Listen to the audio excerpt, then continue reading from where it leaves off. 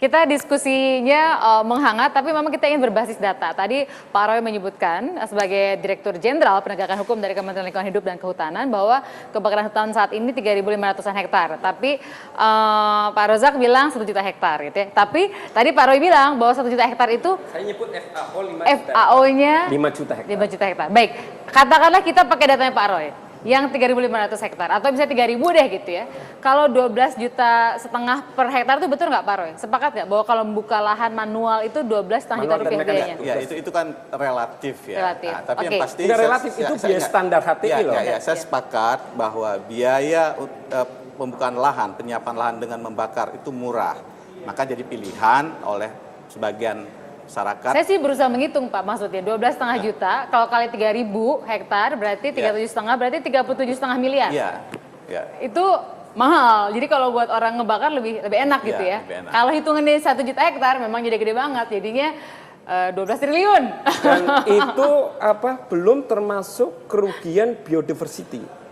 Keanekaragaman hayatinya. Kemudian belum termasuk dengan masyarakat yang seharusnya bisa mengakses penghidupan sehari-hari, misalnya nanam, pinggir-pinggir HTI, tumpang sari dan lain sebagainya itu dikorbankan sekitar 12,5 miliar per tahun.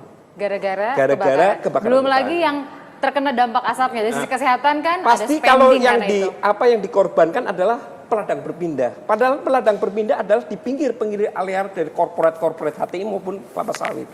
Di pinggir-pinggir ini. Jadi menurut Mas Rozak sebetulnya yang banyak bermain itu adalah dunia usaha. Corporate. Baik, saya ke Bang Pius. Temuan apa yang Anda bisa bagikan untuk jadi pemahaman kita soal kebakaran hutan ini?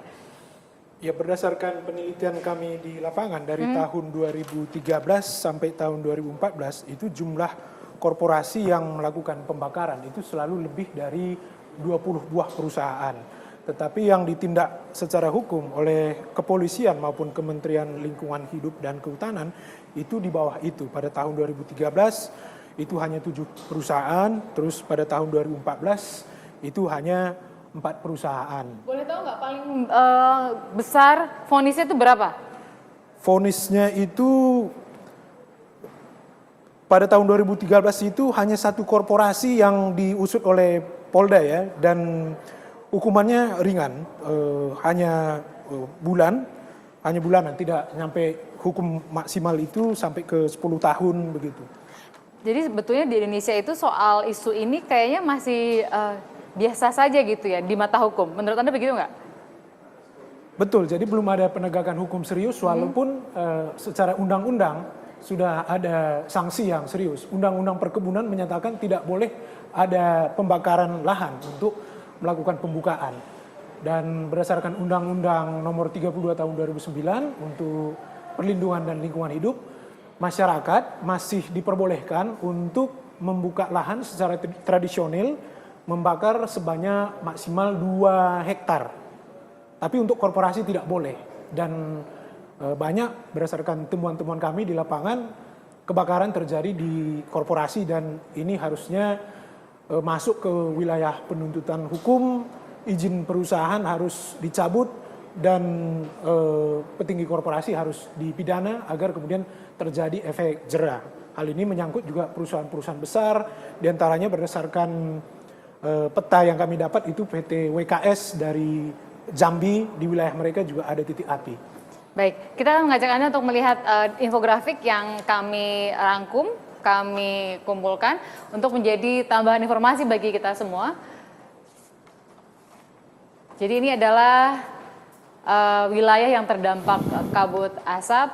Kita, bagi Anda yang tinggal di Pulau Jawa, kita bebas. Gitu. Tapi jangan lupa saudara-saudara kita di Sumatera, di Kalimantan, terutama kalau kita lihat yang paling banyak saat ini adalah saudara-saudara kita di Pulau Sumatera. Kemudian di Kalimantan, sedikit di Sulawesi. Lalu berikutnya kita punya data lain.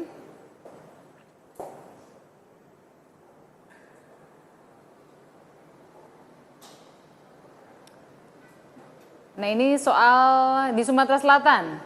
Jadi tadi disinggung juga oleh Pak Roy, oleh Pak Rozak bahwa Sumatera Selatan juga sebagai daerah yang terkena dampak serius dari kebakaran hutan. Kemudian di wilayah lain, di Jambi, tadi disebut sama Bang Pius juga ada perusahaan di sana PT WKS ya di Jambi.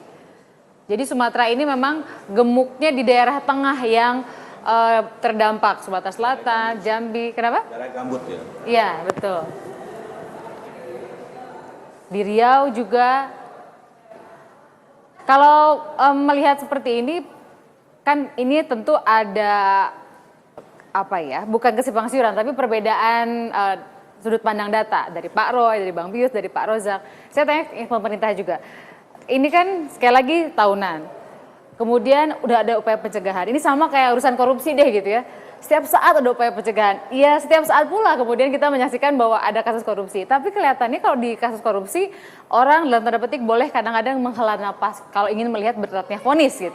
Misalnya ada yang udah belasan tahun, meskipun bukan jadi ukuran itu penegakan hukum terbaik yang dilakukan. Soal kebakaran hutan ini memang kita nggak melihat ini kayaknya serius banget gitu loh Pak. Hukuman itu kayaknya masih ece-ece gitu Pak. Setuju nggak Pak Roy? Saya nggak ini. Kondisi sekarang iya, tapi kami sedang melakukan upaya untuk terobosan-terobosan penegakan hukum. Sekarang ini saya sampaikan ada 24 lokasi yang kami segel. Disegel bahwa tidak boleh dimasukin lakukan kegiatan apapun. Karena kami jadi target penyelidikan. Masyarakat bisa mengawasin kami di sana. Itu Sumatera Kalimantan. Sumatera Kalimantan. Ada 14 di Riau, 2 di Jambi, kemudian 7 di Kalimantan Tengah. Besok kami akan melakukan 2 di Sumatera Selatan. Ya, ini yang kita lakukan. Kalau kita segel, perusahaan tersebut tidak akan bisa menggunakan pemilik lahan tersebut ya. Jadi 24 itu semuanya korporasi? Ada yang korporasi, ada milik perorangan. Tapi milik perorangan cukup besar-besar juga. Ada seorang memiliki lahan tuh yang terbakar tuh hampir 50 hektar misalnya. Ya, tapi mereka dikatakan tuh punya korporasi gitu. Apa ya, punya perorangan gitu. Tapi sebagian besar ininya adalah korporasi yang kita lakukan. Kita lakukan langkah penyegelan ya. Kemudian kita juga sedang menyiapkan langkah untuk melakukan quote unquote seperti multidor. Kami sudah bertemu dengan penyidik dari Kementerian Pertanian, penyidik perkebunan seperti Bung Pius sampaikan tadi. Besok bersama-sama dengan kami melakukan upaya memulainya proses penyelidikan di Sumatera Selatan di 2 kebun. Bersama juga dengan Barreskrim. Kalau kita gunakan undang-undang lingkungan hidup, kita gunakan undang-undang perkebunan, maka kita harapkan ada tekanan yang besar terhadap pihak pembakar ataupun pelaku kejahatan lingkungan hidup kehutanan ini. Ya. Kami juga sebenarnya kami sampaikan ada 2 kasus yang baru diputuskan berkaitan dengan kebakaran hutan dan lahan ini. Salah satunya adalah PT Jatim Jaya Perkasa di Rokan Hilir. Walaupun di Sumatera Selatan. Di Riau. Walaupun yang terhukum itu adalah manajer kebun, itu 2 tahun dan denda 1 miliar. Tapi juga kami sedang tingkatkan proses penyidikannya ke arah juga korporasi, jadi ke pimpinan perusahaan. Jadi bukan cuma manajernya. Tapi kami sedang masuk kepada pimpinan perusahaannya dan juga ke perusahaan itu sendiri, karena ini juga termasuk kejahatan korporasi, ya.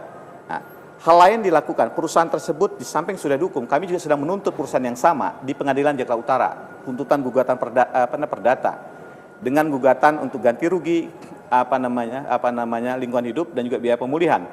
Itu berkisar sekitar 400 miliar. Yang harus dibayarkan perusahaan jika kemudian menang. Gitu ya. Kasus yang sama kami tuntut juga, kasus yang berbeda, kasus pembakaran hutan dan lahan juga kami tuntut di Pengadilan Negeri Palembang, ya, salah satu perusahaan Bumi Mekar Hijau, ini sekitar 7 triliun. Sedang proses berlangsung persidangan. Oke, saya ke Bang Pius. Ini kan kalau dilihat dari sini, kita juga harus fair enough, cukup adil untuk melihat bahwa ada upaya dari pemerintah. Tapi harusnya ada terobosan apa sih dari pemerintah menurut Bang Pius dari sisi hukumnya?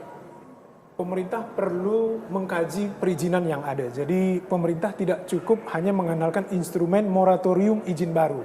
Jadi izin-izin yang ada sekarang itu harus dievaluasi, diperkecil, dan jumlahnya harus dikurangi, dikembalikan lahan-lahan gambut itu menjadi lahan gambut alami, tidak dibebankan oleh perizinan. Jika masih dibebankan oleh perizinan, maka lahan gambut ini akan diolah dan kejadian yang sama akan terulang setiap tahun. Jadi kita harus mengevaluasi izin yang ada. Pak Rozak.